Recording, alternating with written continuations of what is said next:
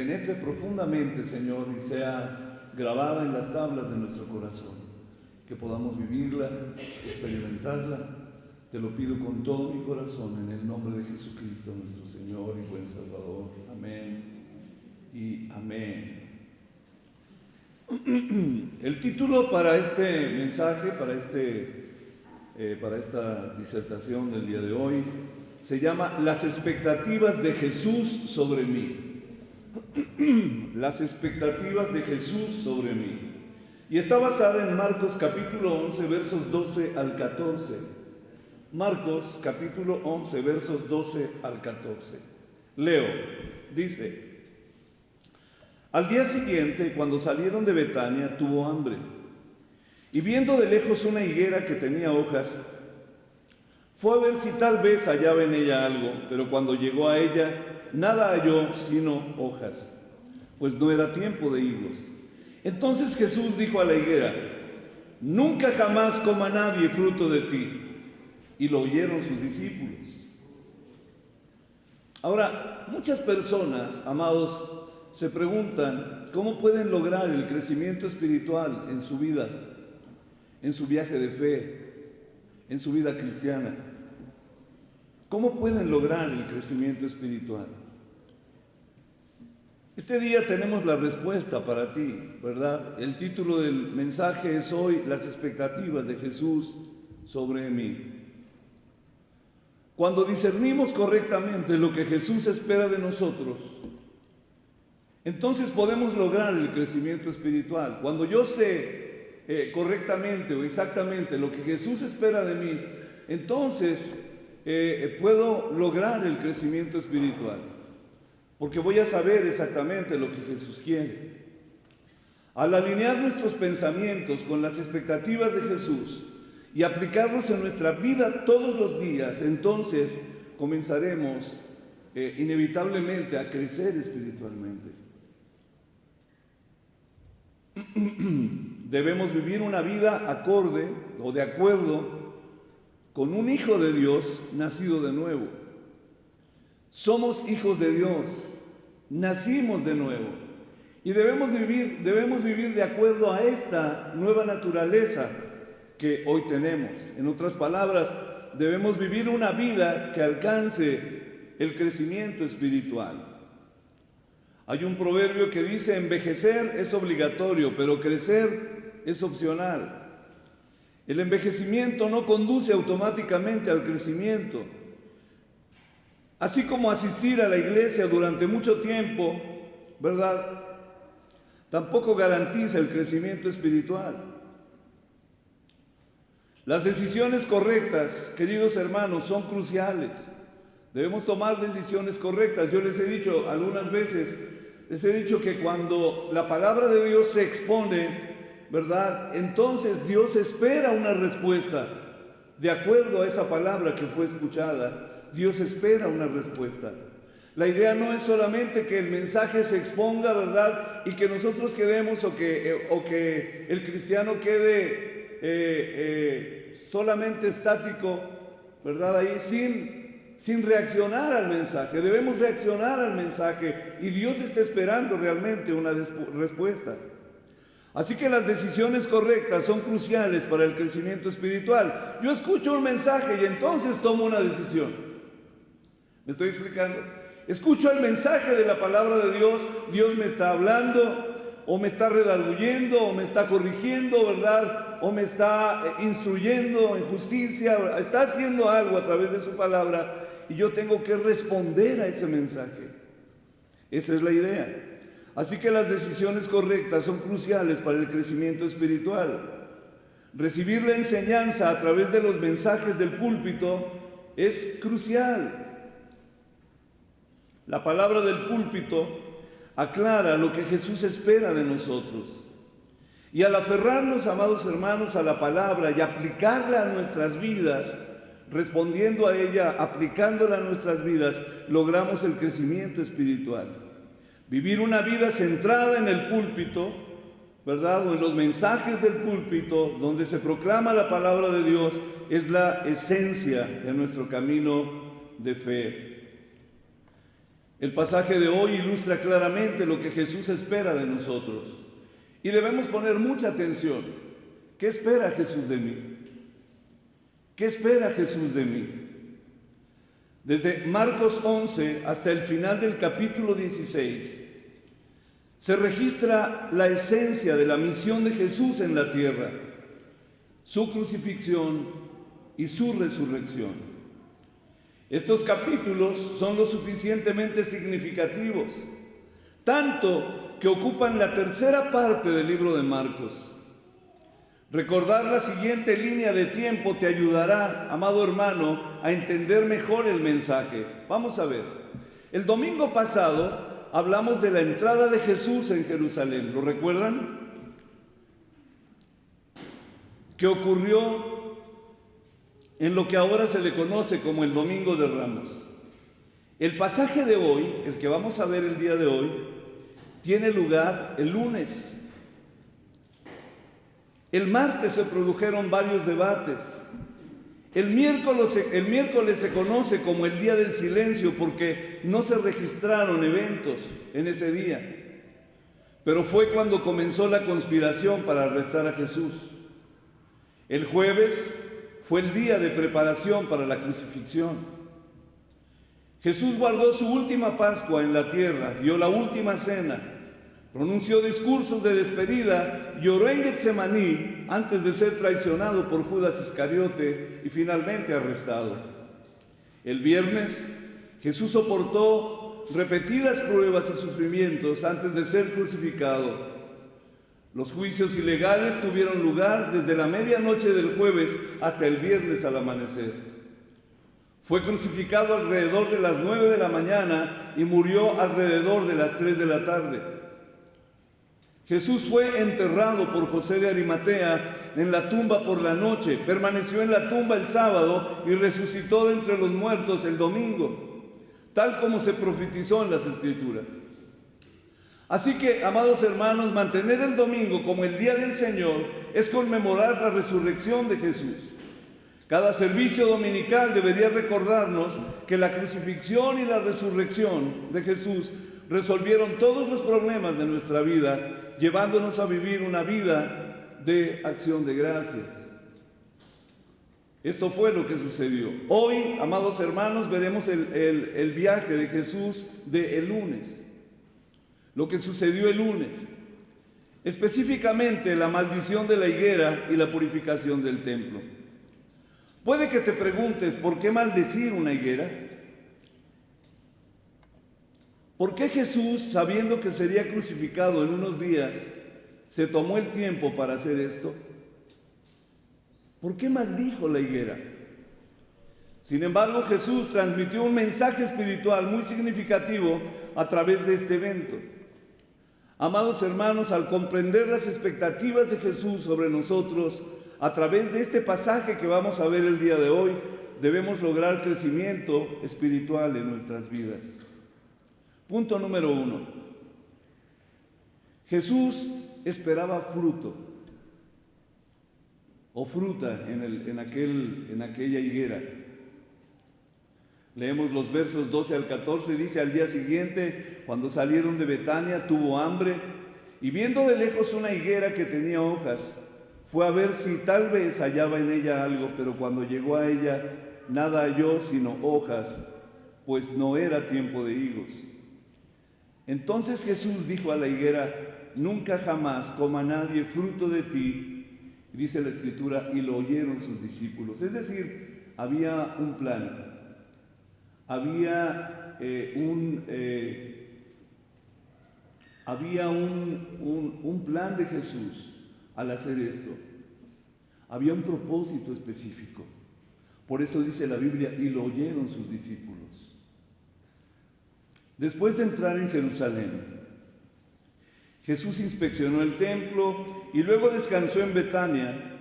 Y a la mañana siguiente, cuando regresaba a Jerusalén, tenía hambre y vio una higuera frondosa al lado del camino. Se acercó con la esperanza de encontrar fruta, pero solo encontró hojas. Entonces Jesús le dijo al árbol: que nadie vuelva a comer fruta de ti. Por eso dice, y la maldijo, o sea, dijo mal contra ella, ¿no? Ahora, ¿por qué Jesús maldijo la higuera? ¿Era necesario que hiciera esto? Marcos incluso añade que no era la temporada de higos. Ahora, para entender esta situación debemos saber cómo las higueras dan frutos en el clima de Israel. Las higueras producen frutos unas 5 veces, de abril a octubre. De noviembre a marzo no dan fruto. A medida que se acerca abril, comienzan a dar sus primeros frutos. Por lo tanto, el versículo 13 tiene sentido. Jesús esperaba encontrar de los primeros frutos, ¿verdad?, en esa higuera. Las higueras dan hojas y frutos al mismo tiempo. La presencia de hojas indica la presencia de fruta también. La expectativa de Jesús de encontrar fruta en una higuera frondosa era realmente razonable, ¿verdad? Cualquiera de nosotros lo hubiéramos hecho. O sea, la higuera se ve frondosa, ¿verdad? Estamos a principios del tiempo que comienzan a dar, así que es probable que tenga algún fruto, ¿verdad? Sin embargo, uno todavía podría preguntarse si era realmente necesario que Jesús maldijera la higuera. Así que la razón detrás de este acto fue para impartir una lección espiritual crucial a sus discípulos. La higuera, amados hermanos, simbolizaba a Israel. Todos sabemos esto. ¿Cuál era el estado de esta higuera? Estaba llena de hojas, pero no tenía fruta. En otras palabras, representaba simbólicamente la condición espiritual de los israelitas, que florecían exteriormente, pero no tenían ningún fruto espiritual. Así que los siguientes pasajes describen a Jesús limpiando el templo, que se había convertido en una guarida de ladrones, como él mismo dijo. Este estado del templo reflejaba la condición espiritual de los israelitas, muy religiosa externamente, pero infructuosa, espiritualmente hablando, ¿verdad? Esto conduce a la desolación espiritual, y esta era realmente la condición del pueblo de Israel en ese momento. Esa era la condición, esa era la situación del pueblo de Israel. Jesús maldijo la higuera para ilustrar visiblemente que deberíamos vivir una vida que da fruto, no solo una vida religiosa formal. El problema con muchas personas, queridos, es que viven una vida religiosa, cumplen con esto, cumplen con aquello, cumplen con lo otro, van los domingos a la iglesia, ¿verdad? Y de repente leen su Biblia porque tienen que leerla, lloran porque tienen que orar, etcétera, etcétera. ¿Sí me estoy explicando? Y entonces su vida se convierte realmente en una vida religiosa, pero sin fruto espiritual. ¿Me estoy explicando? De repente se convierte, aun cuando se llame cristiana, ¿verdad? De repente se convierte en una vida totalmente religiosa.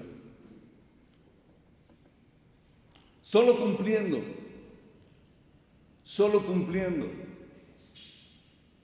Y esto es lo que le pasaba al pueblo de Israel.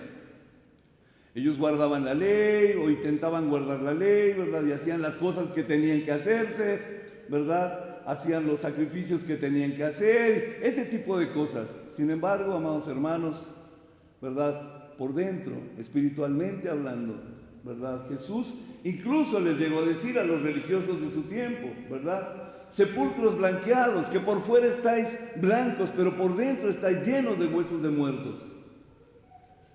Es decir, una cosa es lo que se ve exteriormente y otra cosa es lo que hay interiormente. ¿Cómo podemos dar frutos? Jesús lo explica en Juan capítulo 15, verso 5, cuando dice: yo soy la vid verdadera y mi Padre es el labrador. Ustedes son las ramas. Si permanecen en mí y yo en ustedes, darán mucho fruto. Y luego dice: porque separados de mí, nada pueden hacer. Cuando realmente experimentamos, amados hermanos, la vida de Cristo en nuestras vidas, tendremos abundantes frutos. Nos dice que tengamos una idea de las bendiciones, de vivir la vida de los 3 hoy. ¿A qué me refiero con esto de los 3 hoy? Son 3 cosas fundamentales en la vida cristiana. Y es la palabra de hoy. ¿De cuándo? La palabra de hoy, la oración de hoy y el evangelismo de hoy. A ver, ¿sí me está escuchando? La palabra de hoy, la oración de hoy y el evangelismo de hoy. Es decir, si nosotros practicamos, ¿verdad? Si un hijo de Dios practica estas tres cosas todos los días, inevitablemente, querido hermano, va a crecer. Inevitablemente va a crecer. Si lee la palabra todos los días, ¿verdad? Escudriña las escrituras todos los días, ora y mantiene su comunión en oración con Dios todos los días y comparte el evangelio todos los días, entonces, inevitablemente, es decir, alguien lo diría de esta manera, no le queda más remedio que crecer. ¿Sí? Esto es algo muy real.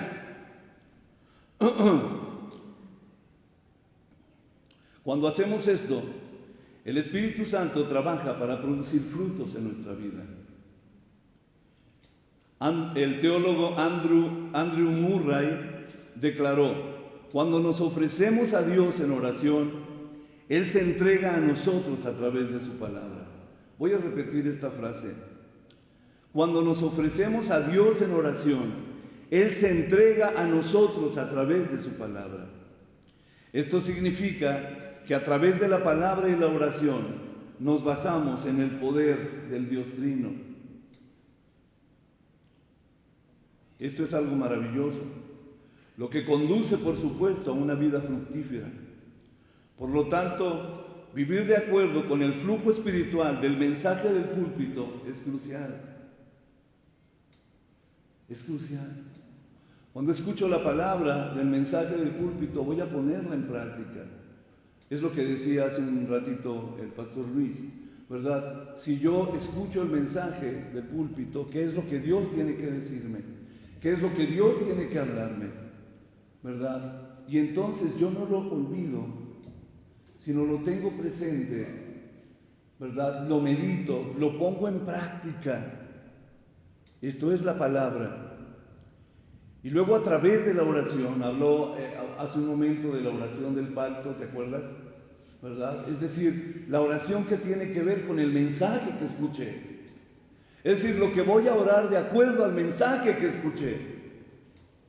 Esa es mi respuesta a Dios, es mi respuesta al mensaje de Dios. ¿Y qué es lo que va a ocurrir? Yo voy a obedecer esa palabra y entonces Dios va a responder a mi vida y mi vida va a tener fruto. Punto número 2. Jesús pidió fe. Punto número 1, Jesús esperaba fruto. Punto número 2, Jesús pidió fe.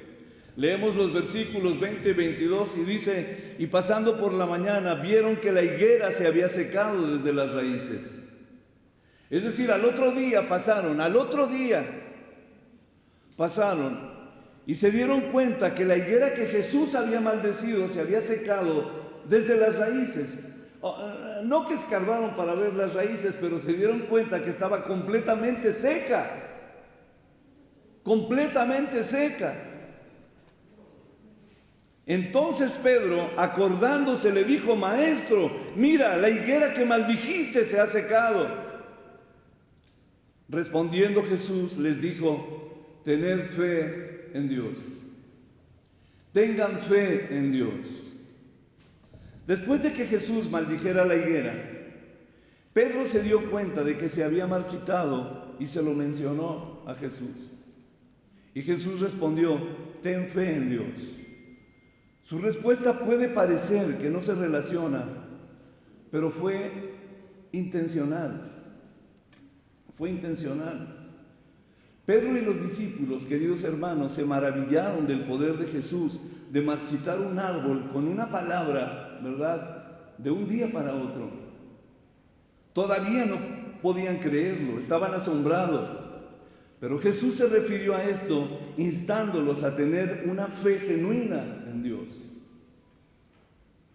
Hay una razón, queridos hermanos, por la que uno podría llevar una vida infructuosa, es decir, sin fruto e impotente, y se debe precisamente a la falta de fe, a la falta de una fe absoluta en Dios, a la falta de una fe absoluta en Dios, de una fe que confía completamente en Dios. Amados, la fe no es nunca una fe ciega. La fe siempre se basa en la palabra de Dios. ¿Sí? No hay tal cosa como fe ciega. No, la fe se basa en lo que Dios dijo.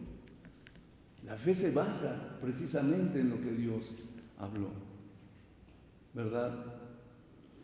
Debemos creer firmemente en la soberanía absoluta de Dios. Esto quiere decir que Dios cuando hablamos de soberanía, esto quiere decir que Dios hace las cosas que quiere, cuando quiere, porque quiere, de la manera que quiere. Él es Dios. Para Él no hay nada imposible. Y cuando Jesús le dijo a sus discípulos, tengan fe en Dios, se está refiriendo precisamente a eso, que también se está refiriendo a la omnipotencia de Dios. Para Él no hay nada imposible. Tener fe en Dios, les dijo.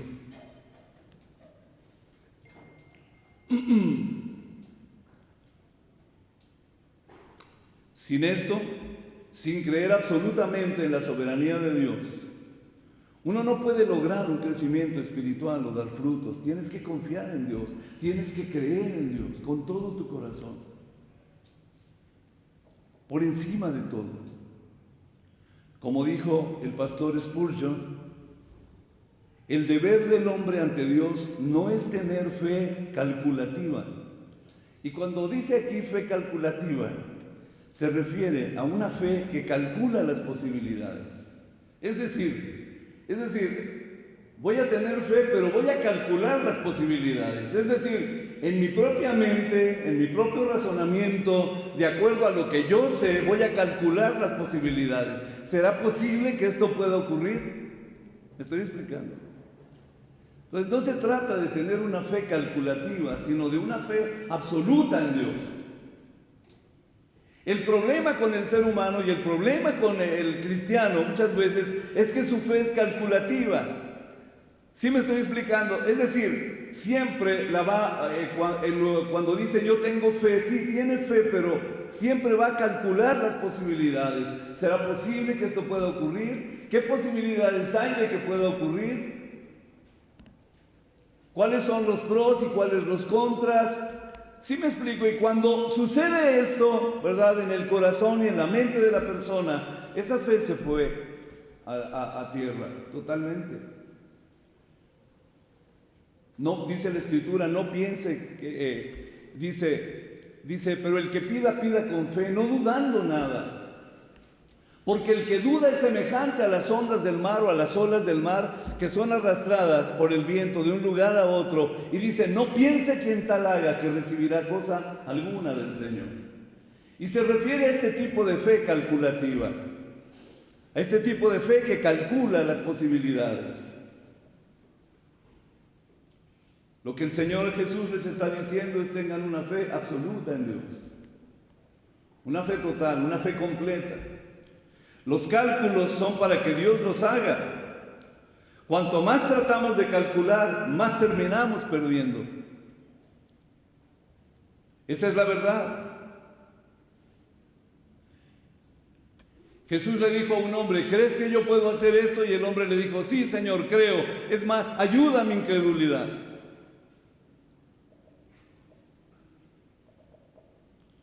¿Es fácil creer? No es fácil creer. No es fácil creer, ¿sabes por qué? Porque hay que confiar completamente en Dios. Porque hay que confiar completamente en la palabra de Dios, por encima de lo que sea.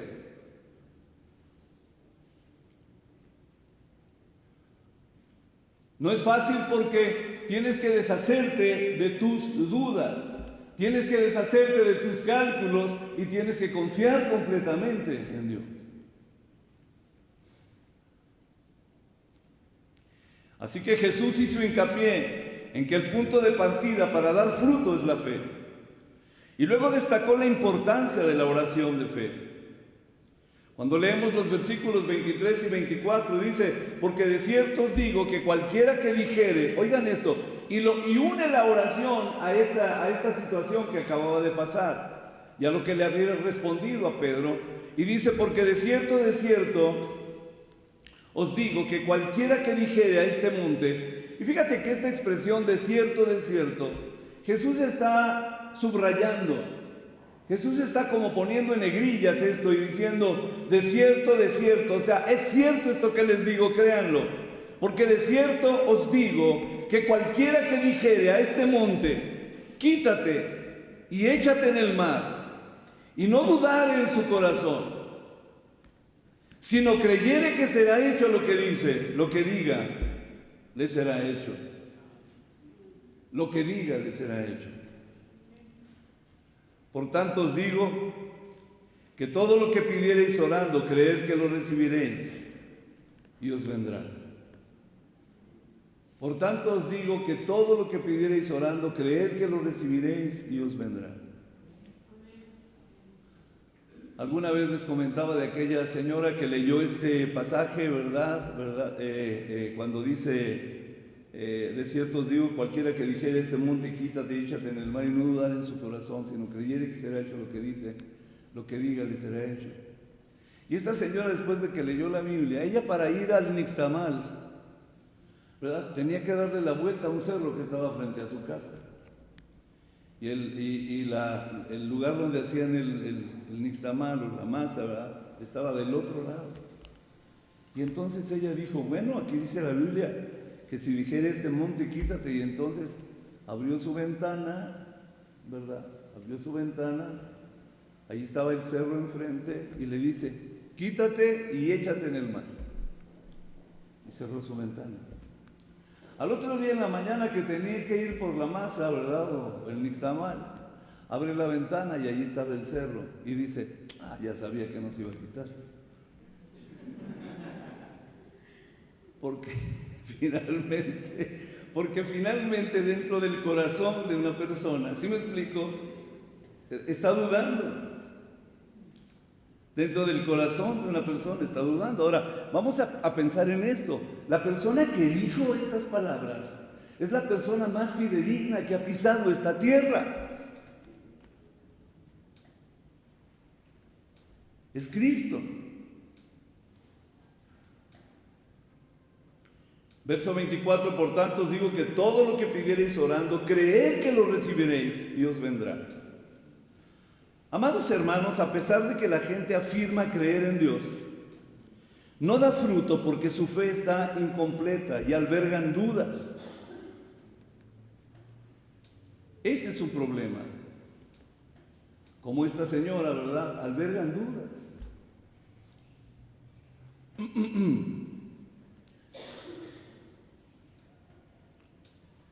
También es porque no orar es similar a no creer. Entonces, también es porque no oran, ¿no? No orar es similar a no creer. Una vida llena de la vida y del poder de Jesús, una vida que da fruto, depende de la oración. Y depende de la oración de fe. No recibimos, dice la Escritura, porque no pedimos. Y cuando piden, dice, no reciben porque piden mal. ¿Se acuerdan de eso? Cuando realmente, amados hermanos, tengamos fe y oremos por la salvación de un alma, quiero repetir esto porque es muy importante. Cuando realmente tengamos fe y oremos por la salvación de un alma, veremos la evidencia de las montañas en movimiento. Es decir, veremos las almas salvadas, veremos las respuestas de Dios. Pero si no oramos, ¿sí? Algo que quiero puntualizar es esto. La palabra de Dios nos enseña que la oración, cuando pedimos a Dios, ¿verdad?, no debe ser una oración que es egoísta, es decir, una oración donde solamente yo me voy a beneficiar, ¿verdad? Sino que Dios espera que nuestras oraciones tengan que ver con el beneficio del reino de Dios. Es por eso que dice la Biblia, allí en 1 de Juan, capítulo 5, verso 14, dice, y esta es la confianza que tenemos en Él, que si pedimos alguna cosa conforme a su voluntad, conforme o de acuerdo a su voluntad, Él nos oye. Y si sabemos que Él nos oye en cualquiera cosa que pidamos, sabemos que tenemos. Fíjate que no dice que tendremos, dice que tenemos en tiempo presente las peticiones que le hayamos hecho. Es decir, cuando nuestra oración tiene que ver con la voluntad de Dios. Es por eso que el ejemplo que pusimos aquí es este, ¿no? Si tú oras por una persona, estás orando por la salvación de una persona, ¿verdad? Eso tiene que ver con el reino de Dios. Eso tiene que ver con lo que Dios quiere, con la voluntad de Dios, con el deseo de Dios, con el plan de Dios. Entonces, quiero pensarlo de esta manera. Entonces Dios dice, mi hijo está pidiendo por algo que a mí me importa, por algo que yo quiero, por algo que yo deseo, ¿verdad? Y necesariamente responderá. ¿Te das cuenta? ¿Te das cuenta? Pero a veces las oraciones son muy egoístas.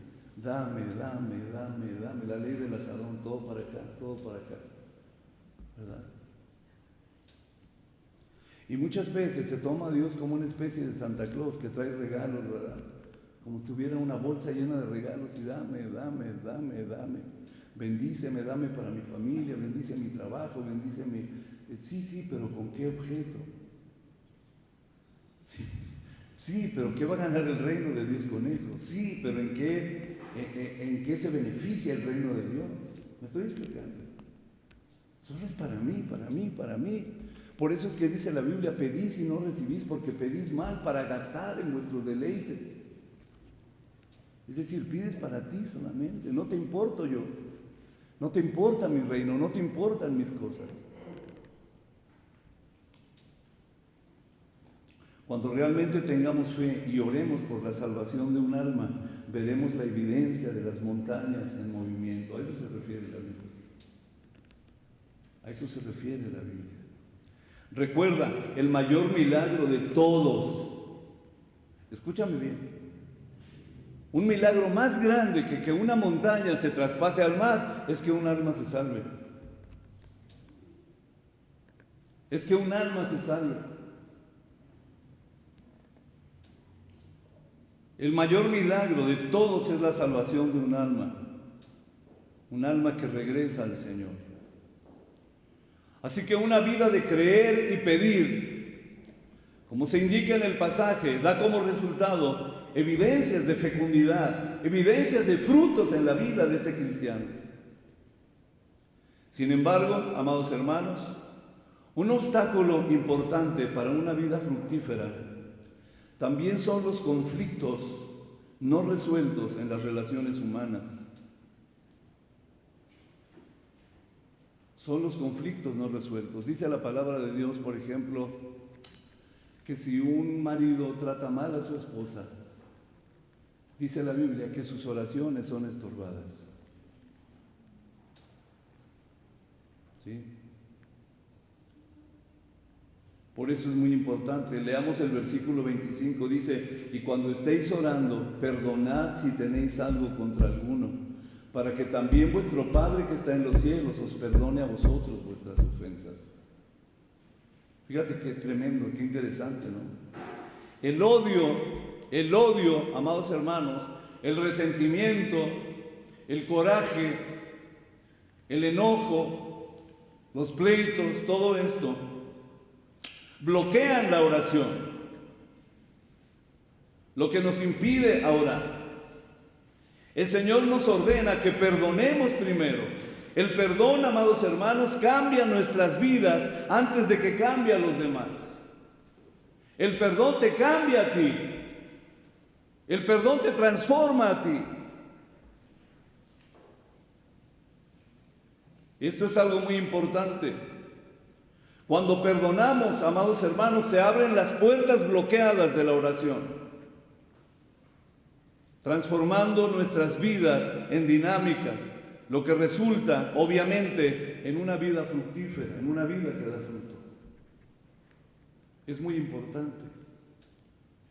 Hay muchas personas, ¿verdad? Hay muchas personas que están enojados con el yerno, con la nuera, con el papá, con los hijos, con la mamá, están enojados, están llenos de coraje, de resentimiento, de amargura, de enojo, ¿verdad? Están así. Ahora déjame decirte, la Biblia dice que Dios no va a escuchar, o escucha, pero no responderá a esas oraciones.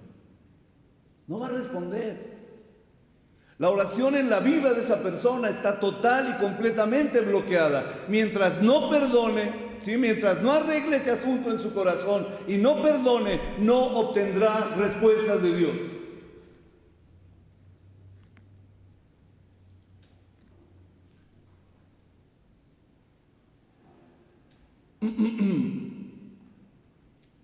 La higuera en el pasaje de hoy no sirve o es útil ni para leña o para la construcción, ¿verdad? El único propósito de esta higuera es dar fruto. Y el único propósito en tu vida, después de haber sido salvo, es dar fruto.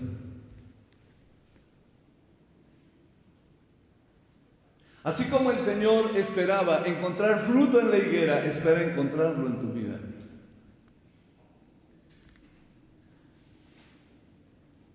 De la misma manera, esa es la enseñanza crucial. Esta es la enseñanza importante en este pasaje. Él espera encontrar fruto en tu vida.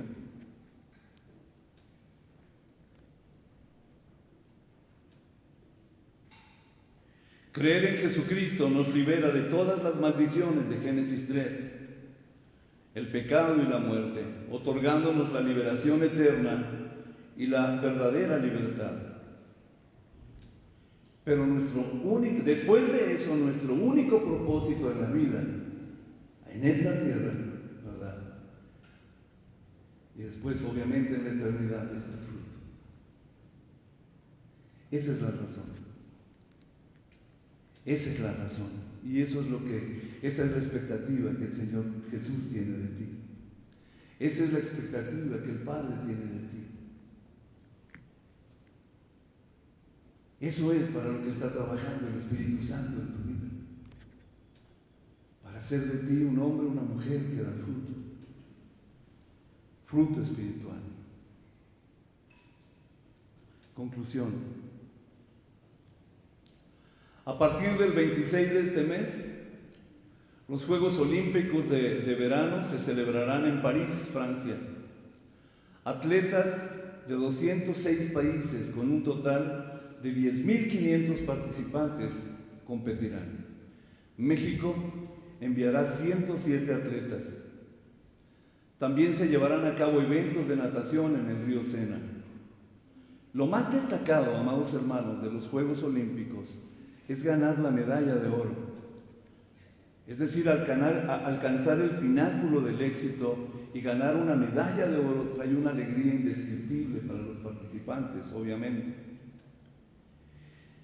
En 1 Corintios capítulo 9, verso 24, el apóstol Pablo compara la vida de la fe con una competición deportiva y dice: ¿no sabéis que en una carrera todos corren, pero solo uno recibe el premio?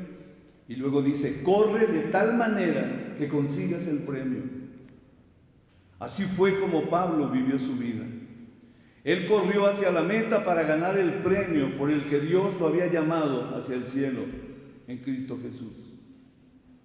Ganó la medalla de oro espiritual. Que las vidas de cada uno de ustedes, amados hermanos, también sean así. Y que haya evidencia en tu vida que satisfaga plenamente las expectativas de Jesús sobre ti. Amén. Oramos. Amado Padre Celestial, Que la iglesia Conexión Cristiana seamos una iglesia que da fruto. Que cada uno, Señor, satisfagamos tus expectativas, Señor. Que confiemos plenamente en tu soberanía, que tengamos fe absoluta, que nuestra vida esté centrada en la palabra de hoy, la oración de hoy y el evangelismo de hoy, y así poder experimentar crecimiento espiritual en nuestras vidas y llevar fruto.